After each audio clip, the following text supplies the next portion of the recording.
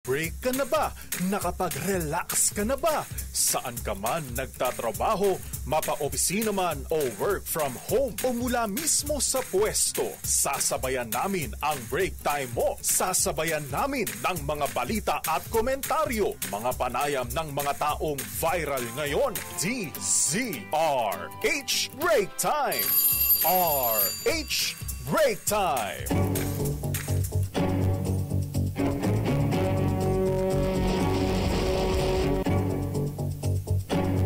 Magandang hapon ho, Luzon, Visayas, Mindanao. Isa pang edisyon ng programang Break Time. Ano pong lingkod mga kaibigan, si Ray Sibayan. Sa ngalan po ninala kay Mayor De Macalmat ni Misteya Pecho Corpus. Sa ating pong mga balita, ngayon pong habong ito ng Lunes. RH Break Time! December 23, 2024. Sa ating pong headlines, Metro Manila ay tinaas sa Blue Alert status ngayong Kapaskuhan ayon sa MMDA. RH Break Time! DOH naka-holiday hard season alert ngayong Pasko at Bagong Taon. RH Break Time! Meralco, todo alerto kontra power interruptions ngayong holiday season. RH Break Time! Bad news sa mga motorista, taas presyo ng petrolyo sasalubong sa bispiras ng Pasko bukas. RH Break Time! Noche Buena items, nagtaas presyo ng 30%. Ano ba naman yan? Ayon sa DTI. RH Break Time! Private companies muling kinalampag ng DOLE sa 13th month pay ng kani-kanilang mga empleyado. RH Break Time! Pangulong BBM at kanyang economic manager sabay sub-sub trabaho ngayon para mabusising mabuti ang 2025 national budget. RH Break Time! Report ng NBI sa reklamo laban kay VP Sara, kasado raw pong isumite sa DOJ sa buwan ng Enero. RH Break Time! Naku, dagsa ngayon ng mga pasahero. Sa Pantalan, sa Paliparan, mga bus terminal, naku naman no. Pero yun hong dagsada po ng mga pasahero sa Batangas Port abay na italang record high noong pong nakalipas na Biyernes. RH Break Time! Bulkang Kanlaon muli nagbuga ng abo na natili sa Alert Level 3 ayon sa PHIVOX. RH Break Time!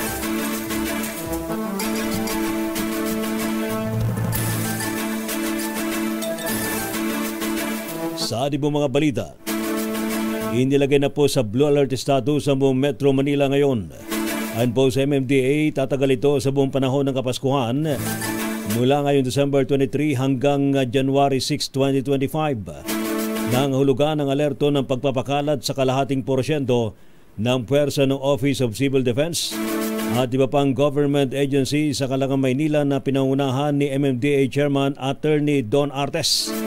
Tiniyak naman ng MMDA ang kahandaan sa mga posibleng mangyari sa holiday season tulad naman ng mga sunog o kaya ay mga pag-ulan na posibleng magresulta sa pagbaha. Gayon din ang maagang preparasyon para sa piyesta naman ng Itim na Nazareno sa susunod na buwan. Samantala, naka-standby na rin ang mga partner na ahensya ng MMDRRMC para magbigay ng asiste o ayuda sakaling ito ay kailangan. RH Break Time! Ayaw ho magpatalo naman ng DOH. Naka-alerto rin sila. Inalerto po ng Department of Health ang mga ospital na i-monitor ang tinatawag na holiday heart season ngayong Pasko't Bagong Taon. Ang holiday heart syndrome ay isang kondisyon dulot naman ng labis na pag-inom ng alak dahil kaliwat kanan ang mga Christmas party. Matinding stress, kawalan ng o kakapusan ng paghinga, sobrang pagkain ng maalat, matatabang pagkain, matatamis na pagkain. Maaari din itong humantong daw sa arrhythmia o abnormal na pagtibok ng puso na isang sanhi ng stroke. May naitala pong 67 kaso ng stroke sa Philippine Heart Center mula Hulyo hanggang December 20. Nasahigit na may 300 ang naitala sa St. Luke's Medical Center. Naku, ang dami mula January hanggang November 2024. Ayon po sa DOH, maaari pang tumaas ang bilang ng mga kaso ng stroke habang papalapit ho ang Pasko't Bagong Taon. Kaya dapat lang ho maghinay-hinay para iwas high blood pressure at stroke. Nagbabala po ang DOH na bawasan ng labis na pagkain sa matatamis, maalat, matatabang pagkain. 3 M yan Iwasan daw po ang pagkain ng 3 M. Matatamis, maalat, at matatabang pagkain para maiwasan ang komplikasyon sa ating pinakamamahal na puso. RH Break Time! Nakahanda naman ng Manila Electric Company o Meralco sa power interruptions ngayong holiday season. Tiniyag po ng Meralco na magiging 24/7 ang kanilang serbisyo kahit sa araw ng Pasko't Bagong Taon. At meron daw silang contingency measures para sa mga hindi inasahang pangyayari. Pinayuhan naman ng Meralco ang publiko na mag-ingat sa paggamit ng mga Christmas light. At tanggalin daw po ito sa saksakan kapag hindi naman ginagamit. O kaya'y wala pong tao sa bahay. Dagdag po ng Meralco na inspeksyonin muna ang Christmas lights at huwag mag-overload ng electrical outlets para maiwasang mag-overheat ng ilaw o iba pang appliances na maaari maging sanhi ng sunog. Ang paalala nga ho natin, 2 klase po kasi ang Christmas lights. May Christmas lights na pang indoor at may Christmas lights na pang outdoor. Ang bilin po ninyong kapag sa labas ay ilalagay Christmas light, dapat pang outdoor Baka mailagay ninyo pang indoor. Naku, delikado yan pag nabasa. Samantala naman, heto bad news sa mga motorista bukas. Bispiraso ng Pasko bukas. Ano ba naman yan Bubulagain bukas sa bispiras ng Pasko ang mga motorista ng taas presyo sa petrolyo. Halos 2 piso o 1.45 piso and 45 centavos ang taas presyo sa bawat litro ng diesel. Wow. Habang 50 sentimos naman ang pagtaas sa bawat litro ng gasolina. Sa anunsyo po ng mga oil company, tataas naman ng 75 centavos per liter ang presyo po ng kerosene. Ayon po sa Department of Energy, tumaas ang presyo dahil daw sa paglakas ng dolyar kontra piso at pagbagsak ng supply ng krudo sa Amerika. Magugunit ang nung nakalipas sa linggo abay tumaas din po ng 80 centavos per liter ang presyo ng gasolina. Gayon din ang diesel habang nasa 10 sentimos naman bawat litro ang itinaas sa bawat litro nga po ng kerosene. Ngayon pa lang tayo ay magpa-full tank na, hanggat medyo mura-mura na ng konti, Kasi kung paabutin po yan bukas, abay mumurahin na ho ninyo. Ang mga gasolinahan dahil sa taas ng presyo. Tataas naman ang presyo ng petrolyo. Ano ba naman yung mga oil company? Lagi na lang kayong sakit ng ulo. RH Break Time. Standby pa rin po sa iba pang mga balita mga kaibigan sa programang Break Time. Mamaya ho, narito na po si Lakay Mayor Deo Macalma sa pagpatuloy pa rin po ng mga balita ngayon pong hapong ito ng Lunes, Pilipinas ang oras alas 4:22 ng hapon. Ang Wala kasi akong kayang ibigay sa'yo, kundi Christmas card. Pero di bale, andito naman ako, di ba? Mas mahal mo ako kaysa sa Christmas card, di ba? Pero meron pa akong isang regalo sa'yo. Ibubulong ko sa'yo. Do you know that I love you very, very much?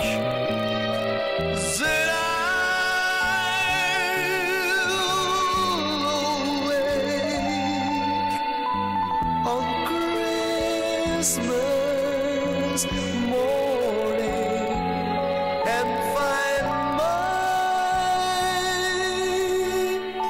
stockings filled with you.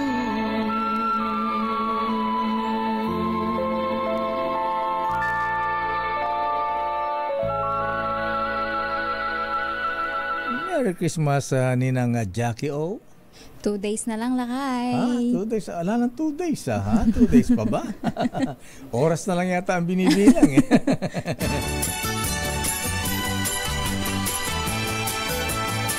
Maraming salamat, Lakay Ray Sibayan. Fresh from Taiwan. Grabe to sila kay Ray Sibayan, eh. Parang ginawa lang Baguio, Lakay yung Taiwan. Ayan, iba talaga, ha? Sa Taiwan pa namili ng panregalo sa atin. Iba, ha? Iba ang Ray Sibayan. At narito ang ilang pang detalye na ating mga balita. Nasa 30% lamang ang mga Noche Buena items ang nagtaas ng presyo ngayong holiday season. Dapat nga wala, eh. Sa panayam ng damdaming bayan, sinabi ni DTI Secretary Maria Cristina Roque na mas mababa lang sa 5% ay tinaas sa presyo ng mga iba pang produkto. Kabilang sa mga tumaas ang presyo mga misis ay siyempre yung gamit natin pagkapasko, ha? Fruit cocktail, pero karamihan ay walang paggalaw. Ang presyo katulad ng macaroni, ay gusto ko yan. Mayonnaise at mga ham, sweet ham.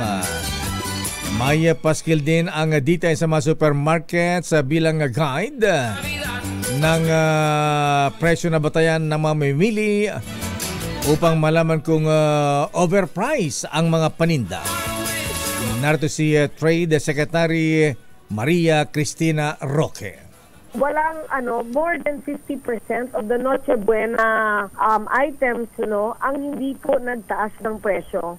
And only less than 50%, maybe around 30% ang nagtaas ng presyo, pero only by less than 5% po. Samantala, bantay sarado ng Department of Trade and Industry ang mga nagbebenta ng fireworks at Christmas lights ngayong holiday season. Sa panayam ng programang Damdaming Bayan, sinabi ni DTI Secretary Maria Cristina Roque na may mga nag-iikot na mula sa DTI para inspeksyonin ang mga nabanggit na produkto, lalo na ang mga pagawaan ng paputok. Nagpaalala naman si Secretary Roque sa publiko na bumili lang ng Christmas decor na may safety seal certification ng DTI upang matiyak na ligtas ang bibilhing produkto. Narito si DTI Secretary Maria Cristina Roque. Just like sa mga products natin, talagang mahigpit ng pag-monitor. So every other day, meron talagang taong umiikot nationwide to check on this. Masyado kaming mahigpit sa fireworks at saka dun rin sa Christmas lights. At saka talagang talagang minomonitor po namin ito. This is strictly being monitored.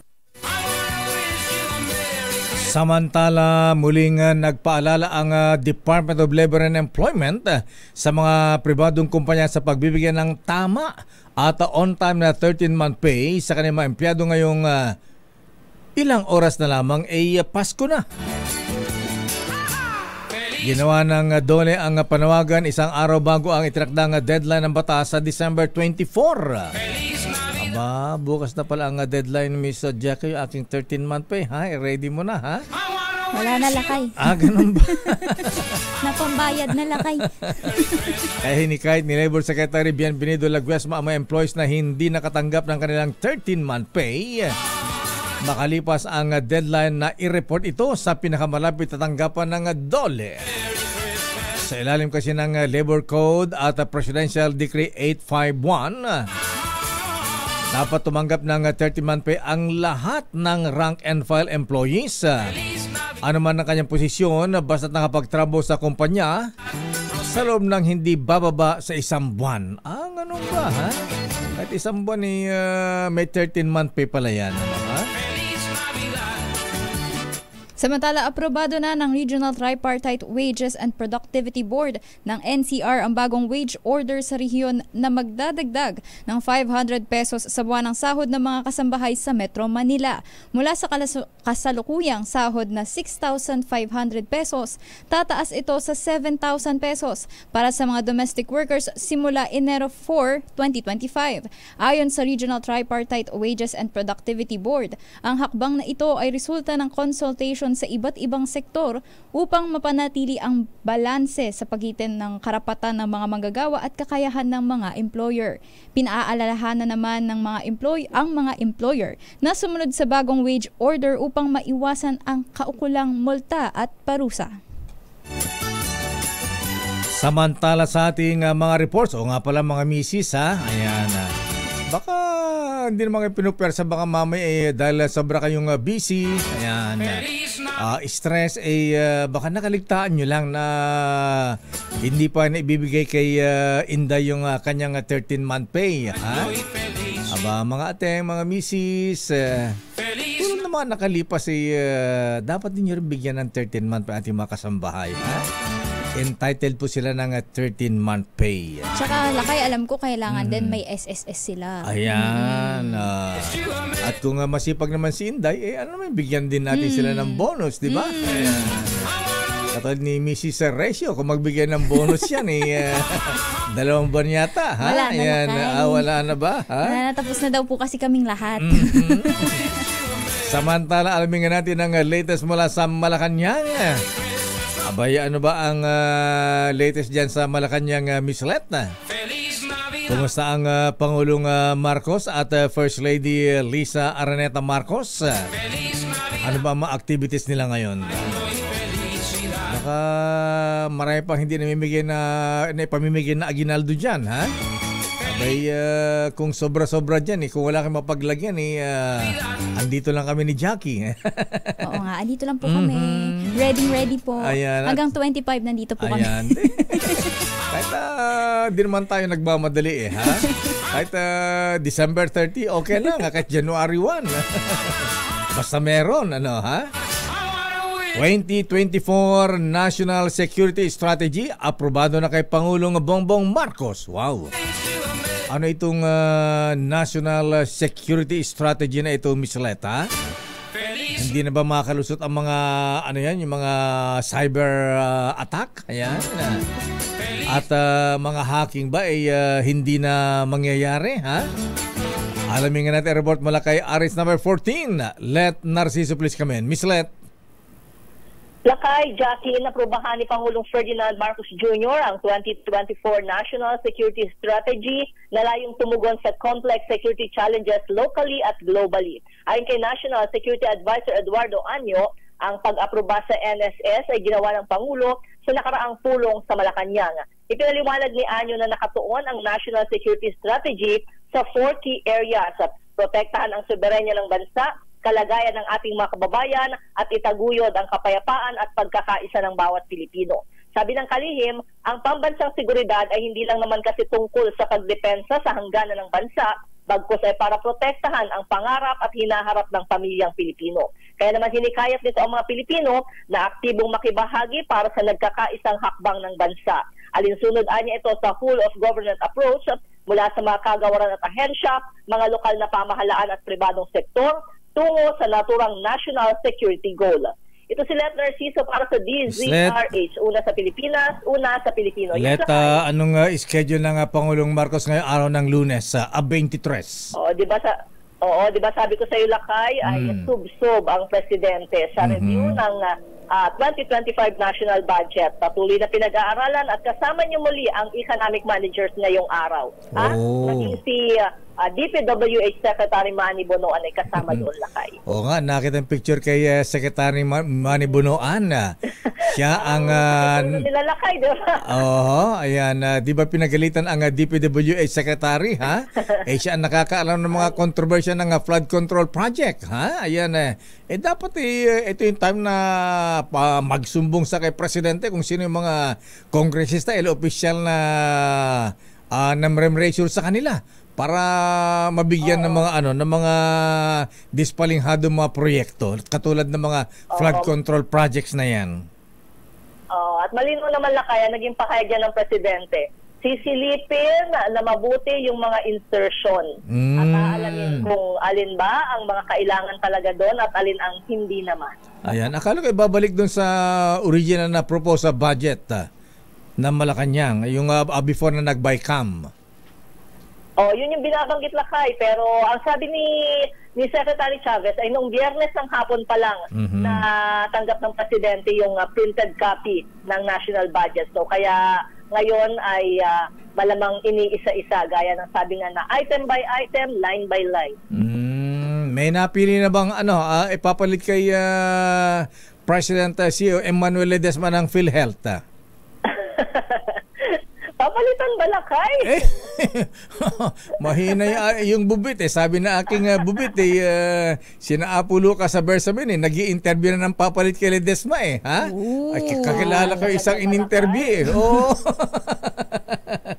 Kakilala ko isang na-interview. Ayan,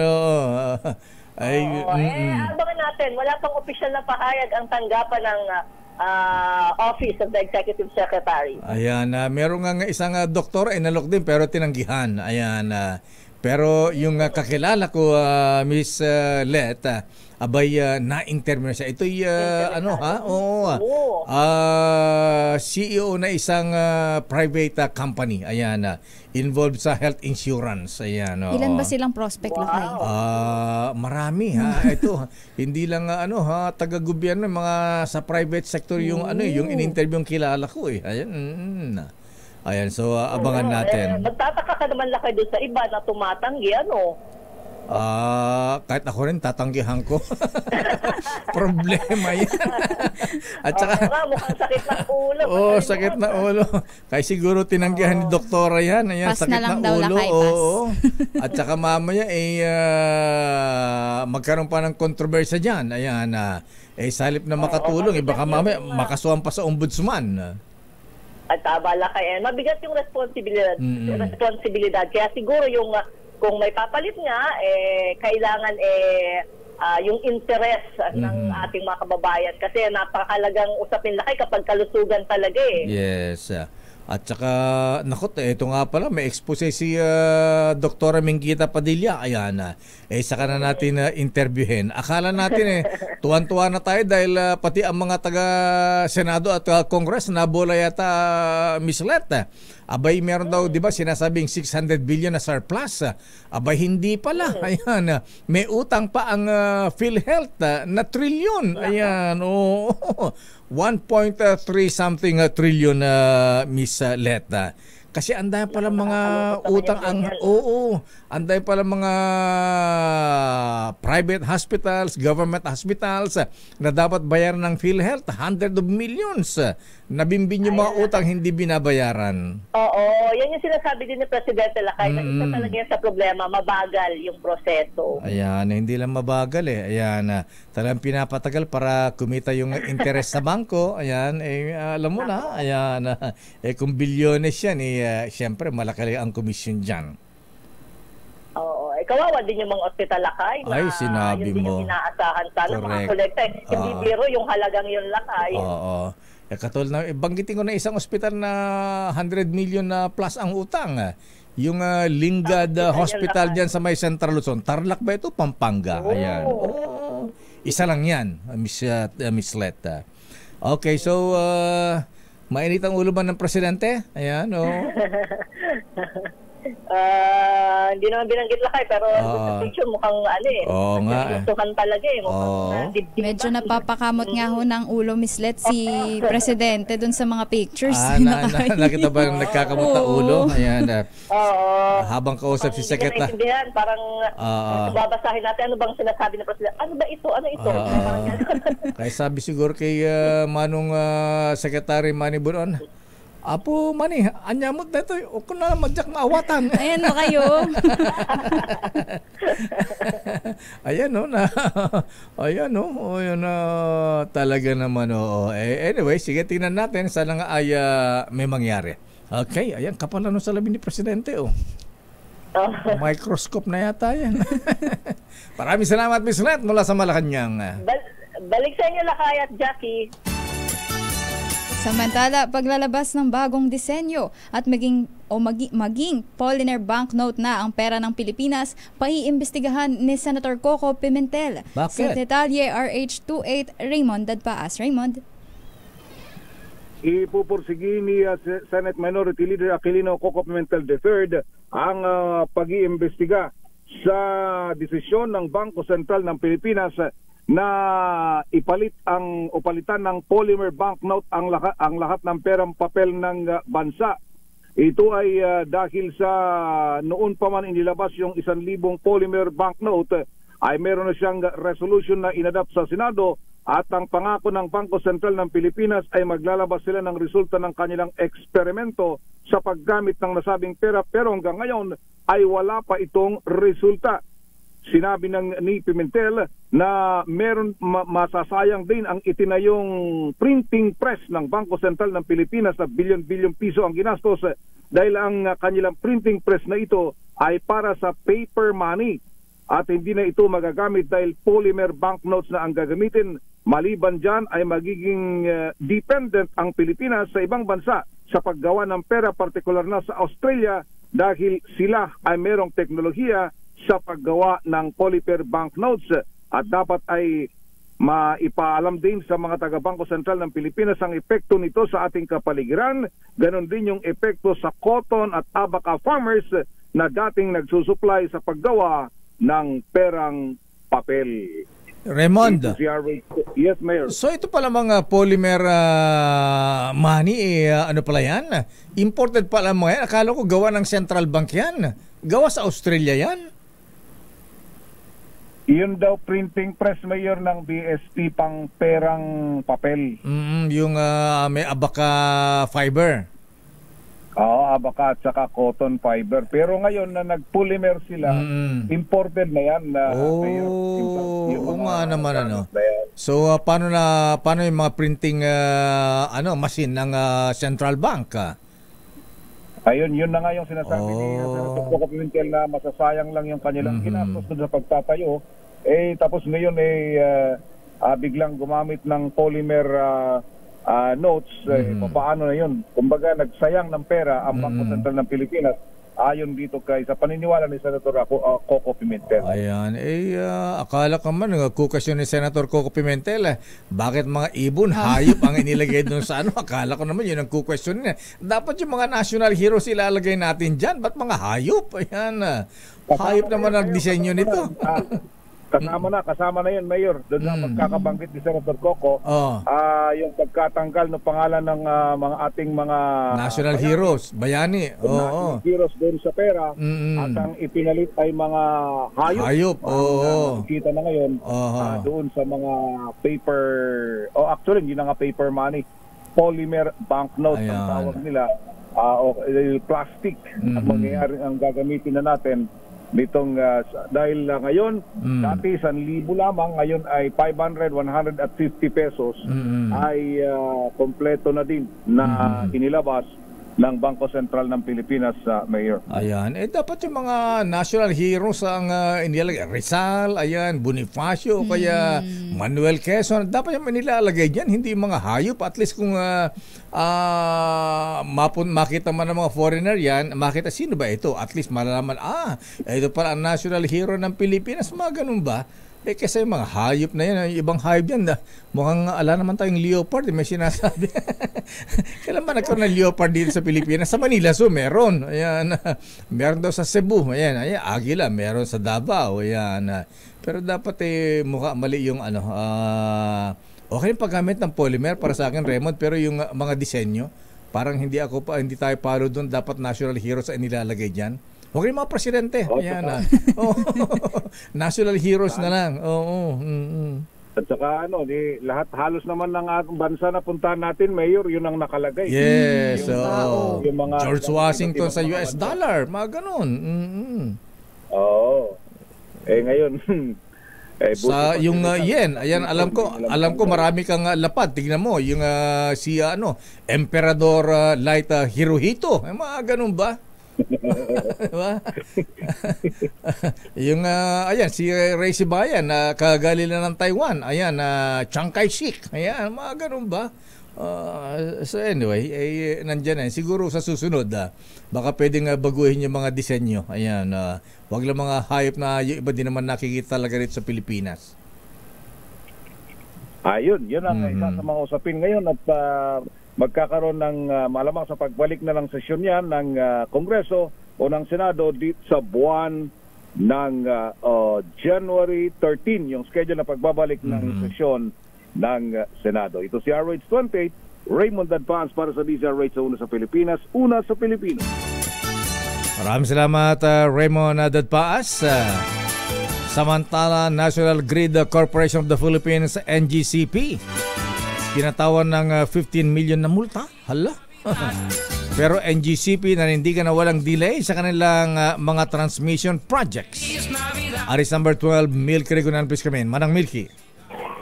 Lakay at Jackie, 15 million pesos na multa ang itinataw sa National Grid Corporation of the Philippines o NGCP dahil sa delayed na proyekto. Ito ang resulta sa pagtalakay ng House Committee on Legislative Franchises sa lagay ng serbisyo ng kuryente sa bansa.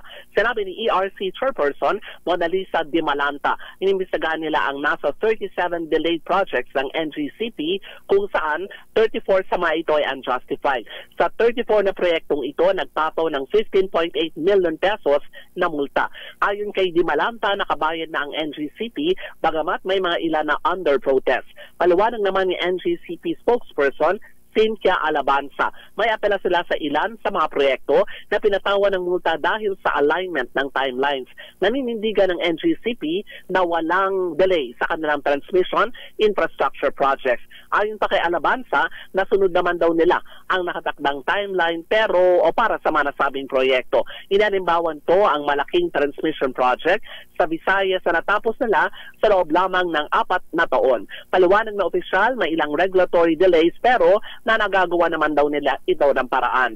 Idinagdag pa na nakaapekto ay ang ruling ng Korte Suprema na hindi daw pwedeng mag-implement ng proyekto ang NGCP na walang approval ng Energy Regulatory Commission. Ako si Milky Regunan, nagulat para sa DZRH, Una sa Pilipinas, Una sa Pilipino. Maraming salamat, Manang Milky. Samantala, bonus at incentives ng mga pulis ilalabas sa December 26 ayon sa PNP. Ha? Hindi pa naibibigay? Sa 26 daw, Lakay. Dapat before 25, bakit 26 pa? Tapos na ang Pasko. Alamin natin, Lakay, kung bakit. Mula kay RH52, Edniel Parosa. Edniel. Lakay at Jackie, taliwas sa fake news na nagsasabing kanselado ang bonus ng mga polis ngayong taon. Mismong si Pangulong Bongbong Marcos ang tumiyak na magkakaroon ng pondo, our Service Recognition Allowance o yung FRI ng Philippine National Police.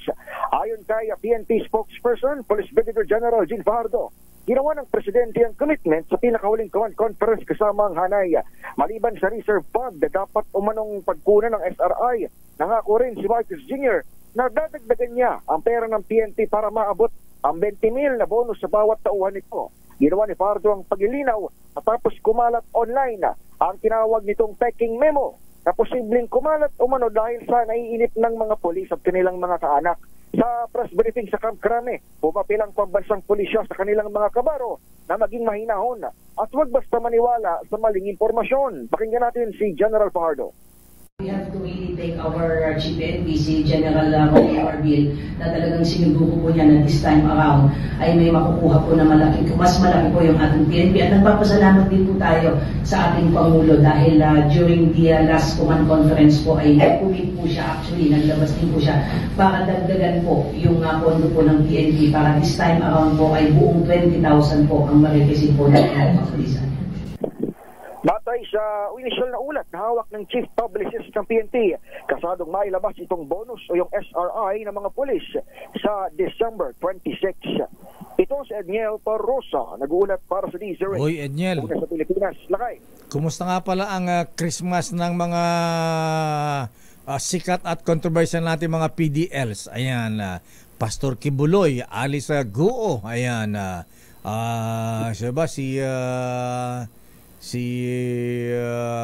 Cassandra Ong. Dalawa na lang sila, Lakay, kasi si Cassie Ong ay tinanggalan na ng inalis na yung concept ng Quadcom sa kanya eh. Kasi yun lang naman ang order para siya mapit sa correctional. Yung dalawa naman, Lakay, magkakosa ngayon sa Pasig City Jail. In fact, si Mayor Alice, former Mayor Alice Go ay talagang dito na magpapasko dahil sa kabila ng kanilang request na mabigyan o mag-grantan siya ng pagkakataong makapaglagak ng piyansa, tinablalakay ng Pasig RTC yung kanyang request. At paano papayagan bang lumabas at mangampanyan si Pastor Apollo Kibuloy, tumatakbong senador? Oo. Ang dami-dami ng mga billboard ngayon, ha? Lalaking billboard niya kasama si Congressman Marcoleta, ha? Meron na ata lakay billboard si Kibuloy sa may Espanya. Meron na sa Espanya. Oo, lakay. Nakita ko dito sa may Skyway, laki-laki. Lakay, tsaka sa NLEX, ha? Mayroon na rin. Meron na rin. Mayroon na rin. At malamang yung mga ganitong klaseng strategy, pwede naman, basta't ito naman nilalabas ng kanyang supporters, yung kanyang team sa labas. Pero yung yung specifics na kayo ng pangampanya, malalaman pa natin yan. Kapag officially, inilabas na ng COMELEC itong listahan ng mga kandidato. Pero kung bibisita man sa dalawang yan, tumatanggap naman ang bisita. Pero Lakay, nitong December lang, ngayong December, ay natanong natin yung abogado ni attorney o ni Mayor Alice Go kung meron nang nabisitang family member sa kanya.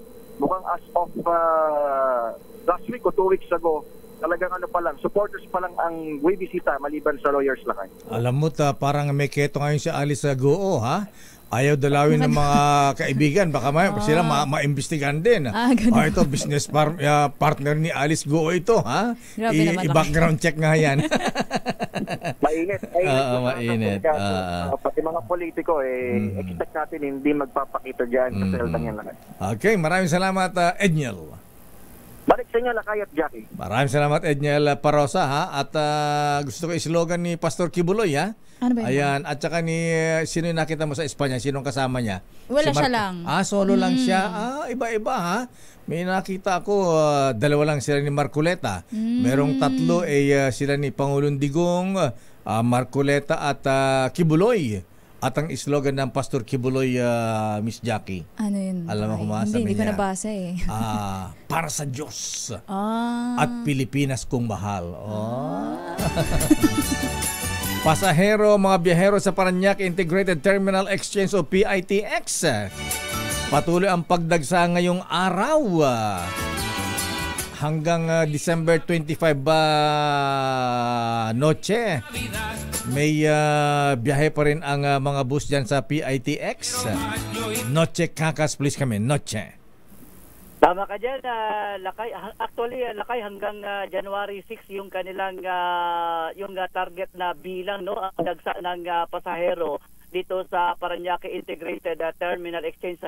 At ang banggit nga sa atin ng PITX, Lakay, ay nasa hanggang January 6 ay abutin ng more or less nasa 3 million na Lakay yung inaasahan na foot traffic o yung bilang ng tao na dumagsa sa kabuuan ng Christmas season o Yuletide season.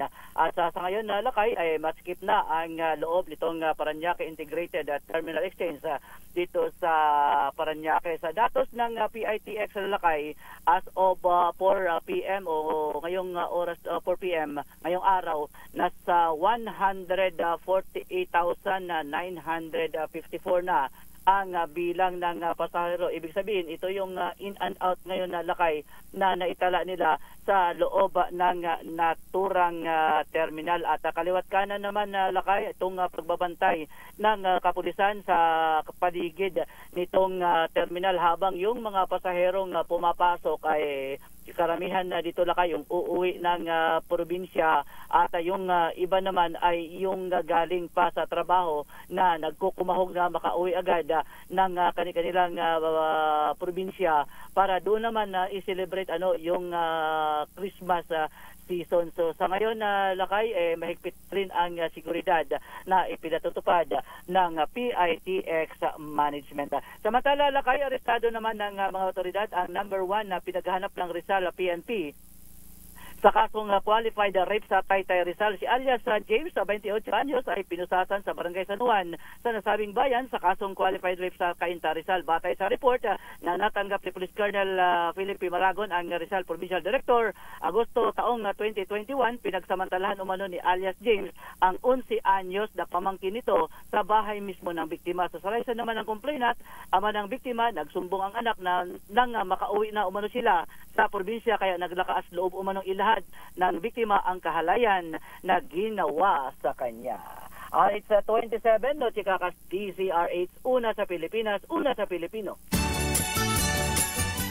Samantala, sub-sub trabaho at patuloy na pinag-aaralan ni Pangulong Bongbong Marcos at kanyang economic managers ang pambansang budget para sa taong 2025. Muling pinulong ni PBBM ang economic managers na kinabibilangan ni na Finance Secretary Ralph Recto, Department of Budget Management Secretary Amana Pangandaman at NEDA Secretary Arsenio Balisacan, kasama rin sina Executive Secretary Lucas Bersamin at DPWH Secretary Manuel Bonoan sa Malacanang ngayong araw. Ayon kay Presidential Communications Secretary Cesar Chavez, noong Biyernes ng hapon natanggap ng Pangulo ang printed copy ng 2025 National Budget. Target ni PBBM na mapirmahan ng General Appropriations Act bago matapos ang taon. Sabi ni Chavez, sa mga nakaraang pulong ay hindi naman nababanggit na magkakaroon ng reenacted budget. Samantala, isusumite na ng NBI ang kanilang rekomendasyon sa Department of Justice sa una o ikalawang linggo ng Enero sa ang fact-finding reports kaugnay sa reklamo laban kay Vice President Sara Duterte. Ito'y kaugnay ng death threat sa buhay ni Pangulong Ferdinand Bongbong Marcos Jr., First Lady Lisa Areta Marcos at House Speaker Ferdinand Martin Romualdez. Sa panayam ng 2x2 kay Director Jimmy Santiago, sinabi nito na hanggang hindi pa tapos ang investigasyon ay welcome pa rin ang Vice Presidente sa kanilang tanggapan kung sakaling gustong magpaliwanag. Narito si NBI Director Jimmy Santiago.